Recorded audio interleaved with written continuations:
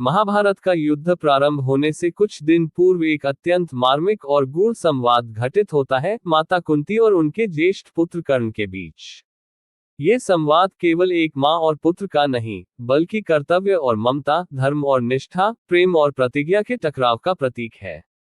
कर्ण, जो कि कुंती का पहला पुत्र था लेकिन जीवन भर अपने जन्म के रहस्य से अनजान रहा, अब युद्ध के मुहाने पर खड़ा है, जहां उसे अपने ही भाइयों के विरुद्ध लड़ना है।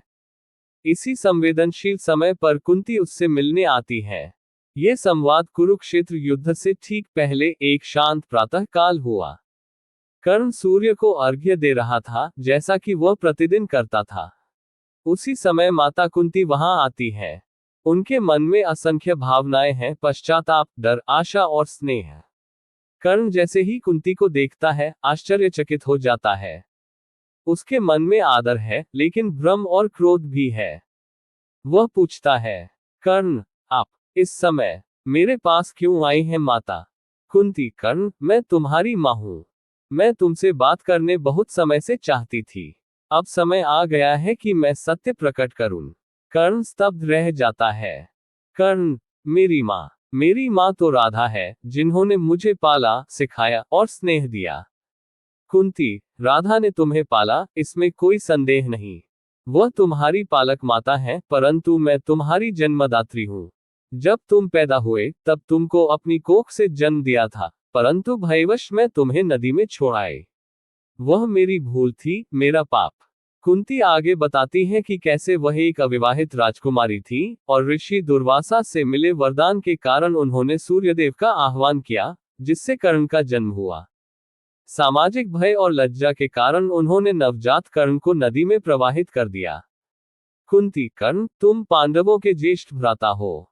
तुम धर्मराज युधिष्ठिर, भीम, अर्जुन, नकुल और सहदेव के सगे भाई हो। मैं चाहती हूं कि तुम इस युद्ध में अपने भाइयों के साथ खड़े हो। तुम पांडवों के साथ मिलकर कौरवों का विरोध करो। तुम्हारे आने से यह युद्ध बिना रक्तपात के समाप्त हो सकता है।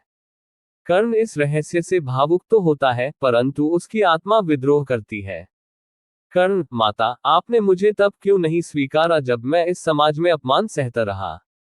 जब मुझे सूत पुत्र कहकर अपमानित किया गया, तब आप कहाँ थी? जब गुरु परशुराम ने मुझे श्राप दिया क्योंकि मैं क्षत्रिय नहीं था, तब आप कहाँ थी? जब द्रौपदी ने सभा में मेरा अपमान किया, तब भी आप चुप थी। अब जब मैं कौरवों का सेनापति बन चुका हूं, जब दुर्योधन ने मुझे गले लगाया और मुझे सम्मान दिया, तब आप मुझे वापस बुला रही हैं। क्या ये न्याय है? कर्ण का हृदय दो राहों पर खड़ा होता है, एक ओर उसकी जन्मदात्री माँ, जो उसे अब पहचानती है, दूसरी ओर दुर्योधन, जिसने उसे जीवन भर सम्मान दिया। अंततः कर्ण धर्म का पालन करता है, वह न तो माता कुंती को अपमानित करता है, न ही पांडवों के प्रति क्रूर होता है। कर्ण, माता, मैं आपकी सच्चाई और ममता को नकार नहीं सकता, लेकिन मैं दुर्योधन का ऋणी हूं। उसने मुझे उस समय सम्मान दिया जब पूरा संसार मुझे ठुकरा रहा था। मैं कौरव पक्ष नहीं छोड़ सकता, पर मैं आपको एक वचन देता हूं, इस युद्ध में मैं अर्जुन के अतिरिक्त किसी भी पांडव पर अस्त्र नहीं उठाऊंगा। आपके पांचों पुत्रों में से 4 जीवित रहेंगे। आप या तो अर्जुन को खोएंगी या मुझे। आप हमेशा 5 पुत्रों की माता रहेंगी।